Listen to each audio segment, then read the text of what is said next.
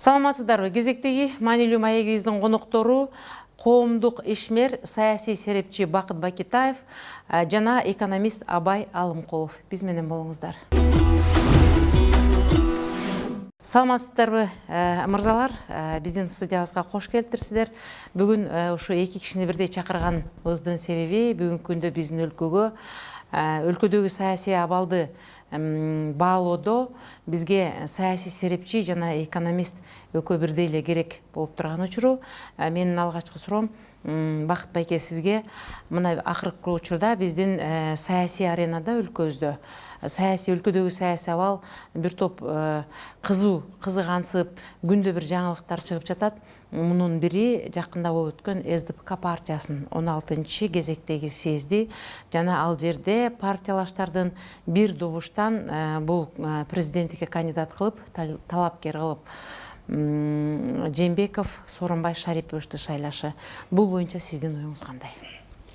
Албетте эми Кыргызстанда СДПК, КСДП деп коет партиясы 6 жылдан бери ошол партиянын программалары, проекттери жогорку кеңештен, өкмөттөн бүт бардыгы баягы аткарууда да.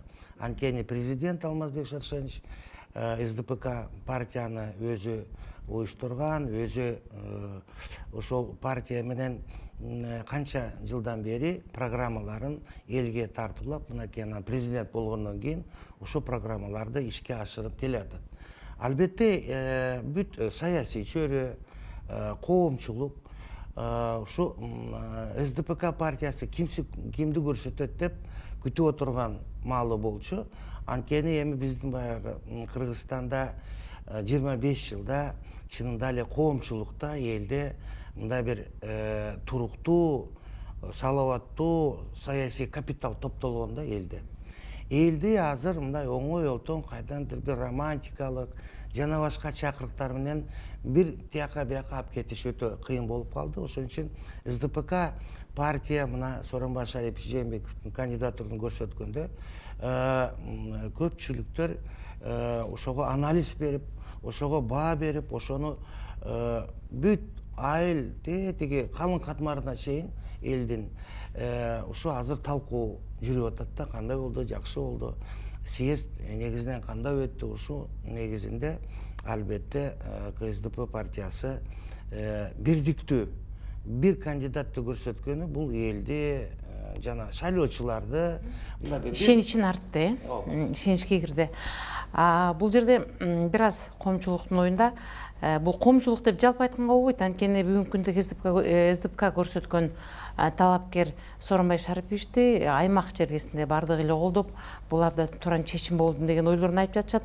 Ал эми кээ бир биздин бул шаарда жашаган адамдарыбыздын арасында бул киши баягы мурда Ошто областта иштеп турганына байланыштуу бул кишинин жазында бул рейтинги мынчалык күчтүү эмес эле. Бул президенттикке койгон сайын бул кишинин ачык айкындыгын жана коррупция менен эч качан алектенбегендигин жана таза иштегендиги жөнүндө көп айтылып, бул кишинин рейтинги өсүп кетти деген ойлорун айтып атышат. Буга сиздин оюңуз кандай? Мен дагы эле кайталап кетет элем, биздин элибизде ошо саясий ариети бар жана ошо ар бир саясий ишмерге өздөрүнүн бааларын берип койгон мурун эле. Ошон үчүн жазында сурамжылоо жүргүзгөндө ар бир сурамжылоо өзүнүн методикасы, методологиясы болот да. Аны текшерген киши жок. Ошон үчүн негизинен чынында эле жазында Сооронбай Шарипович өзү ушундай шаардана сүйлөп, реклама болгондо өзү баягы коммунисттик берден ГЭСтен иштеп жүрөт, өзү мындай жакшы көрбөгөн киши. Ошон үчүн эл балким ошо баасын берип атканда ошо жактарын билген жок. Мына СДПК партиясы ошо көрсөткөндөн кийин талапкерди элдин баары билип калды да. Жасаган иштерин элге мактанган эмес, Ооба, ушундай баягы реклама болгон жоктон, ошон үчүн эл көптөрүн билбей, чынында эле мына Абай отурат, математикасын, цифрасын билген, кандай бизде жылыштар бар, ошол баардыгын бүгүн айтып берсе, ошо эл билип калабы деп атам да. Анда Абай мырза сөз сизде, ошо сөзгө аралчы. Сиз жана жогоруда айтып атпайбы ушул акыркы учурда? Экономикада эсептелбеген нерсе бааланбайт да. Анан бул киши иштейби же башка премьерлер иштедиби көңүл бурулган эмес. Анан бул келечекте болочок кандидат дегенден кийин элдер өздөрүнүн баягы көз айнегин тагып, линзаларын, лупаларын алып, мындай көздөрүн ачып, мындай көңүл бура баштады. Анан салыштырмалуу караганда көрсө бул деген иштейт турбайбы, көрсө ишти жүргүзө алат турбайбы деген пикир пайда боло баштады да. Анткени эсепке алына баштады кылган нерселер. Бул бир. Экинчиси эми жалпы эле жалгыз эле Сооронбай Шариповичте эмес кеп. Азыркы өкмөттү иштете билиште. Анткени премьерлер келип кетип атты да. Азыркы өкмөттүн курамы ошол эле боюнча турат, бирок ошол азыркы өкмөттүн курамын иштетип, талапты коюп, анан ошонун жыйынтыгына көзөп жете турган жыйынтыктарды чыгарыш колунан келип калды. Мен эми экономика катарынан саясий тарабын айта албайм, Бакыт Кубанычбековичке жете албайм. Бирок бир эки мисал айтып кетейин. Мисалы үчүн Бүргөндүнү мен билишимче Аскар Жаныбеков айыл чарбасын жетектеп жүргөн кезде ошондой эле башталган Бүргөндүнү. Бул деген биринчи фазасы бүтүп калды, жакында жар салышты, мен оюмча жазында. 50.000 гектар. 50.000 гектар деген 50 чарчы километр жерден токмокко, мындай чарчысын эсептесеңер, биз деген мына чек ара үчүн эметебиз, тартышабыз, эметебиз, колубузда бар байлыкты иштете албай атабыз да. Ар бир гектардан мисалы үчүн эми 150 центнер күрүч эксеңиз эле уже канча чыгат. А бизде 50.000 гектар деп атат. Бул бир. Агып аткан суубузду, бул деген Султан Ибраимовдун учурунан бери айтып келаткан кербездер, ошолор азыр жүзөгө ашып атат. Үчүнчүсү ирригация.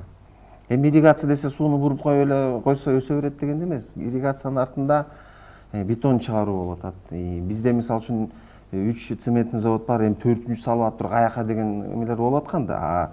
Ирригация дегенде баягы лотоктор башталат, бетондор башталат, мындай искусственный плотина деп коет, алар башталат, сууларды бөлүп эметип берсе, биз биомассаны көбөйтүп, анан кийин ошол биомассадан анан мал чарбасына, талаачылыкка буруп, анан экспортко чыгабыз. Баса экспорт боюнча акыркы 10 жылдын ичинен мына быйыл жыш сөз жүргүзгөн ушул өкмөт болду. Анткени экспорт болбосо эки кыргыз отуруп алып эле бири менен соода жүргүзгөндөй болуп калат да, мисалы үчүнчү.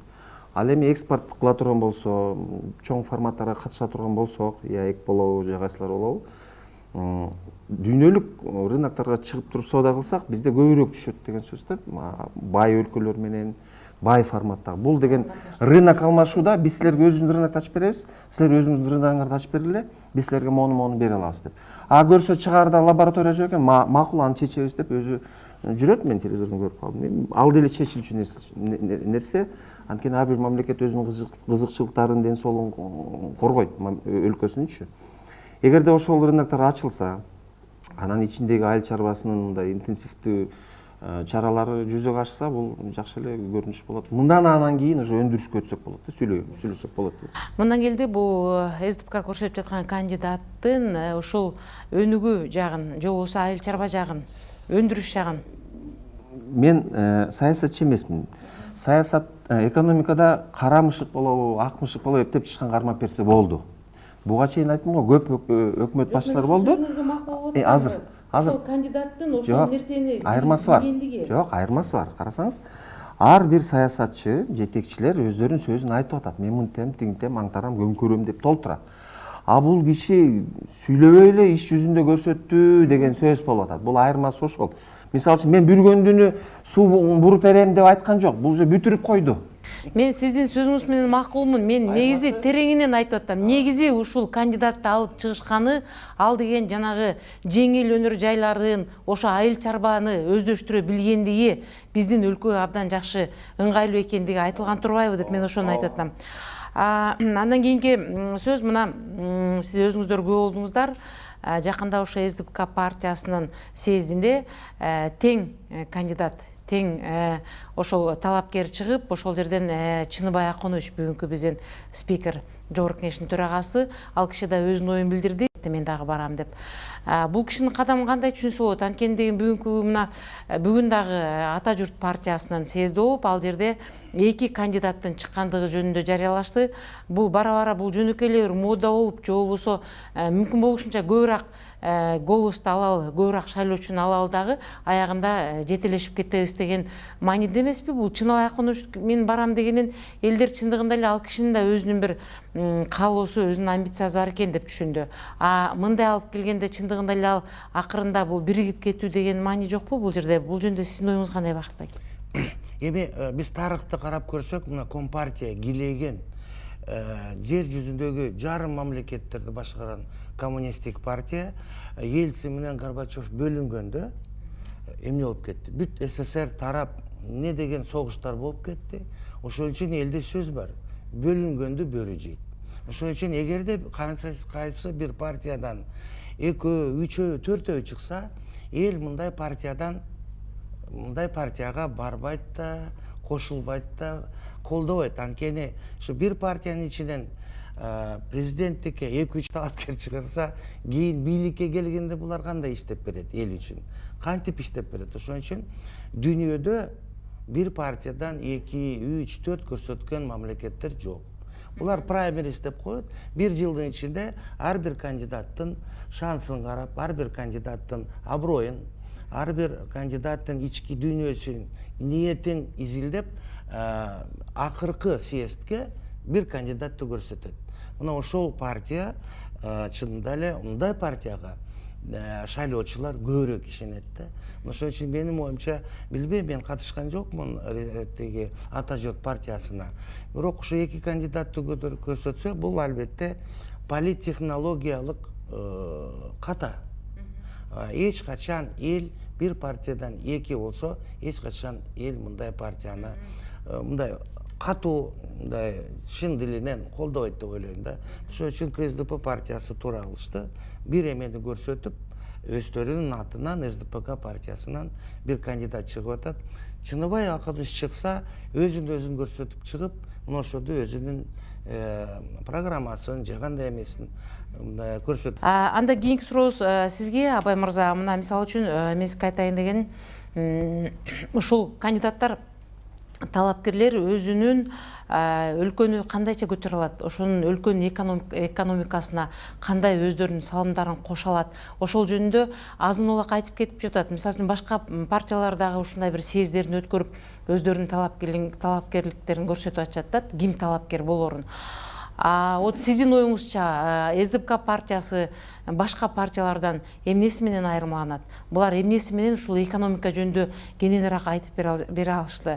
Же бир ушу канча бир 4 кандидат көрсөтүлсө, 4 жолу 4 партиянын съезди өтсө, ошонун үчүнөн бир жаңы идеяларды сунуштаган талапкерлер болдубу? Талапкерлердин жылдырышы же саясий күчтөрдүн чоң сахнага чыгышы бул закон ченемдүү нерсе. Политэкономияда ушундай. Кайсыдыр бир катмар күчүнө кирсе, мисалы үчүн 20 жыл өттү деп атпайсызбы? 20 жылдын ичинде бизнесмен дегендер күчүнө кирди. Ошо бизнесмендер өзүнүн кызыкчылыктарын жүзөгө ашырыш үчүн, аларды мыйзамдаштыруу үчүн өзүн түртөт. Бул деген базис менен надстройканын айкаштыгы да, бул закон ченемдүү нерсе. Бирок 25 жылдын ичинде жакшы эле өнүккөн бизнес экономикага, жалпы карапайым элге өзүнүн жакшы таасирин тийгизген жок. Анткени салыштырмалуу башка тең тараган мамлекеттерди алсак, союз ыдырагандачы, биз бир аз артта болуп калдык да. Албетте биздин өзгөчөлүктөрүбүз бар. Эми азыркы таймашта, мисалы үчүн, ар бир кандидат өзүнүн саясий күчүн, закон ченемдүү топтолуп калган күчтөрдү, Бакыт Кунушбекович айтып атпайбы, саясий капитал деп. Бул дагы экономикалык күчтөрдүн өзүнүн мындай пикири да. Саясат деген бул эмне? Бул деген экономиканын туюк көрсөткүчү да, концентрированное выражение экономики дейт. Эми азыр биз көрдүк бизнес өнүккөнүн. Бирок бизнес өнүгүп эле келатат. Ал эми мектептер эмне болуп атат? Жолдор эмне болуп атат? Айылда эмне болуп атат? Элдер тинтип кетти. 21 миллион киши. 1 миллион киши тинтип кетти дегенде салыштырмалуу биздин жаштар менен анан ден соолугу жакшылар кеткенде, демек биздин бюджетке нагрузка кетип атат. Оор, карыраак, мындай печелирээк эл калып атат да. Ооба да, бул деген экономиканын өзүнүн ички экономикасын өнүгүп кеткенде кайра оорураак болот да. Эми ушул салыштырмалуу алганда бардык партияларды алсаңыздар көбүнчөсүнөн бизнесмен болуп атат. Ал эми элдин пикиринен мындан ары мынтсек болбойт, же мынтыш керек, же илгертен мындай эле, бул уже бузулуп баратабыз деген нерсени жеткире билип, анан кой мындай деген бир саясий память деп коет, мындай буга чейинки тажрыйбаны чогултуп туруп, азыр бир ошол бизнести мындай бөгөт коюп, туюп коюш эмес, ошону туура нукка салып коюш. Бизнес деген бул эмне? Бул деген жаштар, анан күчтүүлөр. Ошолорго жол салып берип, ошолордон тапкан мүмкүнчүлүктөрдү жаштарды, ооругандарды, баягы карыгандарды карай турган мамлекеттин вазыйфасы да. Ошону аткарганга налог төлөй турган киши болбой калбады. 20 жылдан бери көпөлөп аткан бизнес азыр налог жок. Баягы эле эски Советтер Союзунан калган ишканалар төлөп атат ошолордучу. Эми ошону мамлекеттин атынан, мамлекет деген бир бизнесмендин же бир катмардын эмес, өкүлү эмес. Ал деген жалпы элдин өкүлү болуш керек. Же жалпы көпчүлүк элдин кызыкчылыгын чагылдырган өкүл болуш керек. Ошол катары бир киши болуш керек. Эми бүгүнкү өкмөттү алганда алар азыр келатат. Аткарылып атат. Анткени кече мугалимдерге пансионат бөлүп берди. Пансионаттар ар бир министерстволордо бар болчу. Тилекке каршы алар тарап кетти Союз ыдыраганда. Социалдык активдер бөлүнүп кетти, алар дагы жок болчу, азыр бөлүндү. Көпүрөлөр салына баштады. Элге керектүү нерсе да, биз деген тек аяктагы асманды сүйлөбөй ар түрдүү эмелерде. Азыр элге бул өзүдөн наркы өзү өтө турган бир көпүрө салып береличи байборлор деп. Буга чейин деген тиги донор, бул донор деп туруп, мамлекет өзүнүн мүмкүнчүлүгүн тигилери ыйгарып коюп, азыр бизнесмендер авторитеттүү болуп калды. Жада калса иче турган таза суулары жок кээ айылдардын. Ооба, азыр жердин үстүндө мына көрүнүктүү нерселерди кылып коюш керек болуп атат да. Андан кийинки суроом кайра эле сизге, Бакыт мырза. Мисалы үчүн ушу сиз саясий сирипчи катары ушу Сооронбай Жээнбековдун канчалык өзүнүн ушу мүмкүнчүлүгү бар, же болбосо ошо тиги шансы бар ошол президент болуп кетишке, бул боюнча сиздин оюңуз кандай? Андан кийин мен эмнеге бул суроону берип жатам? Анткени деген бүгүнкү күндө Республика партиясынан Өмүрбек Бабанов дагы өзүнүн талапкерлигин көрсөтүп, ал киши да президенттикке баратат. Ал эми экөөнү Сооронбай Жээнбеков экөөнү салыштырып көрсөк, Сооронбай Шарипович бул жерде Бабановго салыштырмалуу, бул компанияларды кичине кечирээк баштап, ал эми Бабанов деген бүгүнкү күндө ал компаниялар менен тыгыз иш жүргүзүп, жана бир мындай элдин бүгүн ошол бир нерсеге муктаж болуп турган элдин тамырын сөз берүү, же болбосо мен силерди байытам, акча берем деген сыяктуу нерселер менен тартып, Сооронбай Шарипович деген өзүнүн далилдеп көрсөткөн ишин кичине мындай көбүрөөк көрсөтүп жетишпей калды да. Анан кийин ушул жерде сиз кандай ойлойсуз? Ал кишинин шансы кандай болот? Биздин элибиз мына 25 жылдын ичинде такшалып калды. Саясий баа берип атып, саясий аналитика берип атып, бизде көп президенттер болду, көп десек болот. Анан да көп премьер-министрлер болду, министрлер болду. Ошол үчүн ар бирөөнө баа берип атканда, ошол ар бир инсандын, ар бир премьер-министрдин айрыкча мындай кандайдыр бир иштерин карабай, мындай энтропиясын караш керек да. Жалпы макро көрсөткүчтөрдү караш керек. Мына мисалы тиги илгери Жардана Бруно деген күн, биз күндү айланбайбыз, күн жерди айланат деп математикасын көрсөткөн жок. Аны инквизициялык сот өртөп жиберди. Анан экинчи Галилео Галилей келди, ал Ньютон менен биригип математикасын далилдеп бергенде Галилейди өртөгөн жок. Ошол бойдон көп жыл иштеди. Ошол үчүн биздин кээ бир премьер-министрлер, жана башка биздин президенттер ошол элге өзүнүн мындай муну жасайм, тигини жасайм деп романтикалык кандайдыр бир жомокторду айтып атканда, математикасы болбой калганда, ошол үчүн эл ошолорго ишенбей, мына азыр кээ бир президенттен биз башка мамлекетте жүрөт. Ошол үчүн бул сапар чынында эле биз тарыхый бурулушта турабыз. Бул сапар президенттен конституциябыз канча өзгөртсөк да баары бир президентте бийлиги көп болот. Ошон үчүн ошол жерге ким келет? Системалуу иштейби же ошол эле жомокторду бизге айтып береби? Мына ошондой эл азыр жакшы билип калды. Баа бергенге анализ деп азыр ар бир айылда өздөрүнүн 1-2-3 политологдору бар. Ошон үчүн азыркы программалардын ичинде мына математикасын караш керек. Мына бай айтып атпайбы? 50.000 гектар жер деген бул Европанын бир мамлекети. Буну билбей да калдык. Мына мен мисалы саясаттан алыс эмес кишимин, мен да билбей калдым. 50.000 гектар жерде ушу субатка өткөрүп. Дагы көп нерселери бар. Чынында эле биздин экономикага ошол элге биздин президенттерибиз, өкмөтүбүз шарт түзүп бериш керек. Эл өзүн багып кетет. Ошон үчүн кредиттерди аз пайыз кылып эле бербей, башка ыкмаларды, мындай дистрибутивдик экономикалык ыкмаларды колдонсо, эл өзүн багып кетет. Ошон үчүн бүгүнкү күндө ушу президенттикке аттангандар элге экономиканы, башка бүт шарттарды кантип түзүп бере алат. Анткени бирден бир президент, бирде премьер-министр бүт элди өзү жалгыз бага албайт. Эл өзү багыш керек. Эл өзүн багып кетиш үчүн элге шарт түзүп бериш керек. Бизнес чөйрөгө, башка чөйрөлөргө, анан кийин пенсионер, жаш балдарга албетте мамлекет жардам бериш керек.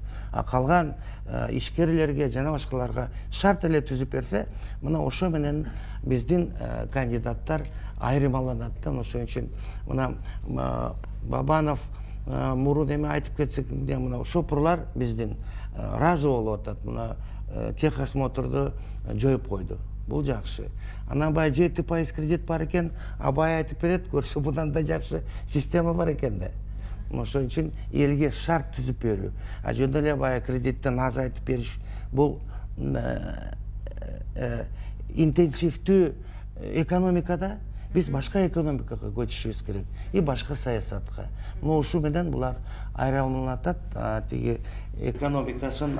Бакыт мырза айтып өткөндөй, сиз Абай мырза айтып берсеңиз, ушул экономика боюнча, мисалы үчүн бул жерде Сооронбай Шариповичтин канчалык шансы бар президент болуп кеткенге. Бул жерде биз күчтүү талапкерлерди карасак, Бабановдун шансы бул кишиде деген жанакы 17 миллион сомду жеке өзүнүн карамагына алып алышы, анда запас акчанын бардыгы бүгүн чындыгында элибиз кыйналып жатканда элдин тамырын бир башка нерсе менен тартып алышы мүмкүн экендиги бир коомчулукту кооптонтуп турган учурда ушул экономиканын тармагын кандай кылып өзгөртсөк болот? Башкаруу илими ошо экономикага таандык да. Анан ар бир инсан жетекчи катары келгенде мен кылам, муну кылам же тигинтем мынтем деген бул жакшы эле көрүнүш. Инсан катары келгенде. Бирок өкмөттөй жерге отурганда ал деген өзү эч нерсе кыла албайт. Соп-сонун таптынакай кишини алып келсең деле бузат.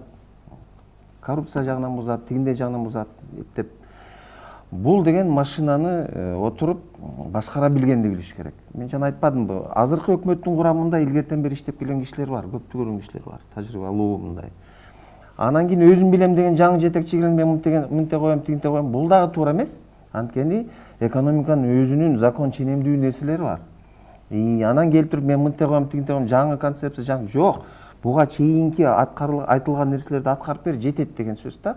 Өзүм билемдик болбош керек дегеним, ар бир мыйзамдын ченемдүү нерсени аягына жеткире билиш керек. Бул киши азыр өкмөт жетекчиси катары отуруп, ошолорду иштете билди. Бир иштетмек түгүл, бизде деген бийлик бутактары көп да. Депутаттар ар түрдүү сынга коюп атат. Ошолордун арасында туура өзүнүн кызыкчылыгын, өкмөттүн аткаруу бийлиги катары кызыкчылыгын тартып, эки бюджеттердин санын көбөйтүп атат, мисалы үчүн да. Бир жылы 100 миллион болду, кийинки жылы 200-300 деп нарастайышын төлгөн деп коет. Алар кетип атат 3. Бул деген жакшы көрүнүш. Өзүм билемдик эмес, ошол чарба кандай кыймылдайт. Азыр отура алып эле талкалай коем же аңтарып көмкөрөйм эмес. Шашпай жүргүзүп, ар бирине талап коюп, сурап билиш. Бул деген жалгыз эч нерсе кыла албайт да. Ал деген мисалы үчүн мына жол чарбасы эмне болуп атат деп бирисинен сурап атат, айыл чарбасы эмне болуп атат, экинчиден сурап атат. Анан сураганда талап койгону дагы билиш керек да. Эмне качан бүтөрүнчү. Анан кийин тетигилер суусу жок отурат, барып билип кел деди тигини. Мисалы үчүн да. Анан кийин сен 400 миллион эле берипсиң, эмне үчүн берген жоксуң? Буга чейин 1,5 болбосо деген. Буга чейинки көрсөткүчтөрдөн ылдый түшпөйлү деген сөз да. Мисалы үчүн мага чейинки жетекчини четке кагып, мындай кемсинтип эметпей же анын жетишкендиктерин өзүнө тартып албай. Ошонукун кошуп, салымын кошуп, андан жогору көтөрүлөлү деген эмелер болуп атат да. Айыл чарбасын Бакыт Кунучбекович айтып атат, биз буга чейин фермерге 7% акча беребиз. Анан кийин ал жыргайт деп айтканбыз. Бул туура эмес. Анткени фермер деген аны деген чөнтөгүнөн төлөйт. Биз деген фермерге эгип атканда, анан жыйнап атканда эле керек акчачы. Ортосунда эми сугатта же отуп атканда керек болбосо эле. Анан кийин ошол 2 ай эгип жыйнап атса, ортосунда 10 айдагы мөөнөттүн процентин мойнуна илип атпайсызбы? Биз деген мына азыр Агропрод корпорация фьючерсный сделканы кылгыла дептир, Абылгазиевдин колу менен жүрөт дейт. Бул жакшы нерсе. Демек биз сатып алуучу менен сатуучу фермерлерди азыр бириктирип койсок, тияктан экспорт деп сайрап атсак, лабораторияларды коюп берсек, демек азыр фермерге шарт түзүп берсең эле болсо кетти ал сатыпчы. Биз деген өзүбүзгө этти 230-300 сомдон сатып эметкен болсок, анда Россия тараптарга эмелерге биз кымбатыраак сатсак болот. Бул бир. Мейли Казакстан азыр албайбыз же баягы талаптарын катуураак, күчтүүрөөк коюп атыптыр. Анда келип бизден алып кет дейбиз. Бир эле суудан ичип атпайбызбы, туура? Бул деген ошо Венский конвенцияга 93-жылдары биз кол койгонбуз. Эгерде фермер жазында акчасын эгинге жараша эле алса, той-поюн токтотуп турупчу, анан кийин күзүнө чейин жеткирип этегинди алса, ал деген буудайды алалы, $150 центирине бир сапташ керек да, эгип аткандачы. Алып атканда 250 центнер болуп калат. $250 болуп калат да бир центирине. Демек айырмасы $100 таап атпайбы? Ошол $100 этегинди алам десе, этегинди ага өзүнө берип атпайбы бонустучу. Ооба да, биз фермердин үстүнөн баягы 7% келе дебей, тескерисинче ага беребиз сен кечирээк алсаң деген сөз да. Бул деген биздин көрүнүш эмес, бул дүйнө жүзүндө ошондой. Лифе, биржа, чай, кофе ошентип эле сатылат. Теги эгип атканда эле ошо контракттарды сата баштайт да, ошол эгип аткан контракттарды азыр орустарга же казактарга сатабыз деп азыртан контракт түзүп койсо, алар ала турган суммаларын көрсөтүп койсо, фермерлер иштей берет. Каалайбызбы, каалабайбызбы, илгеркидей бир стабилдүү болот да. Мен билем каяка сатарымды дейт да фермерчи. Анан келип бир шылууну алып кетет, анан кийин чайкап туруп каяктан сатат. Баягы кокустук менен жашамай токтойт деген көрүнүш келет. Мындан келди бүгүнкү күндө жеке банктар бар, биздин жарандарыбыз биздин дыйкандарды, калкты алдоо жолу менен эле же болбосо кененирээк түшүндүрмө бербөө жолу менен эле өз бизнестерин жүргүзүп жаткан деген. Жок, мен андан алысмын. Жок, туура эмес. Бул мамлекет азыр буга чейин бизнестин талабын аткарып келаткан, бул жаман эмес. Бирок мамлекет азыр лидер болуш үчүн эми бүттү да, эми ошол экономиканы бир жака жетелеш үчүн ошол талапкерди дагы, кардары дагы баардыгын кошо жетелеш керек. Анын үчүн алдыраак коюш керек. Мисалы үчүн бир дагы фирма институтту бага албайт. Мамлекеттин арагында бизде арасында институт земледелия деген бар, институт семеноводства, институт животноводства толтурат. Ошолорду каржылап атабыз биз. Эми бул киши азыр бюджеттерди кыскартып, чыгаша тарабында. Анан кийин ошолорду сурап, талап койгону, бул деген баягы налог төлөп аткан бизнесмендерге пайда болот. Сенин акчаңа биз моундай нерсени кылып, мамлекет катары биз өзүбүздүн эмебизди өткөрүп бердик. Мамлекет мону жасаш керек деп милдеттүү түрүндө кылып атпайбыз. Милдеттүү эмес. Биз кошкондон кийин анан мамлекет милдеттүү болуп калат да. Вот, ошону азыр бул аткарып ийил деп мен бир айырмачылыгын көрүп калдым. Өкмөткө элдин ишенимин силер бузуп атасыңар деген эме болуп кетти да. Бул деген чоң сөз. Анткени буга чейин мындай сөз болгон эмес. Мындай сөздү эгерде ишенимин тапса, биз азыр өкмөткө ай деп коюп атпайбызбы? Депутаттар болсо шылдыңдап коюп атабыз, кедечи. Азыр демек өкмөткө өзүбүздүн ишенимибизди артып, сыйлап, урматтап, кадимки бийлик катары мындай эмете баштасак, анда бул өкмөт эртең менин оюмча жакшы реформага кийин бир өбөлгө түзөт деген да. Реформалар болот. Бул жерде бир айтып кетчү нерсе, президенттин укугу бул тышкы саясат да. Биз азыр экономиканы жылдырып атат деп анан кийин президент кылып коюп, бул калып калчу нерсе болбош керек да. Анан башында айтканда биз экспорт жөнүндө сүйлөп атпайбызбы? Ошо ич ара кайсы эмне кылсак дагы эртең президент тышкы саясаттын жүргүзгөн мисалы демилгечиси катары азыркы экспорттук саясатты жүргүзө билиш керек мамлекеттин атынан да. Ошондо төп келишип калып атат да. Сырткы саясатың жөн эле тиги менен доспуз, буну менен доспуз эмес. бардыгы менен соода кылабыз, бирок бизге пайда түшсүн деген. Бул жалпы эле мамлекет керек болсо Трамп деле айтып атпайбы, Америка кызыктуу болсо биз анда иштейбиз, болбосо жок дегендечи. Биз дагы ошондойго келе атабыз да, мындай аламдашуу учурундагы биздин өзүбүздүн жүзүбүз көрүнүп келет деген сөз. Чоң рахмат маегиңиздерге.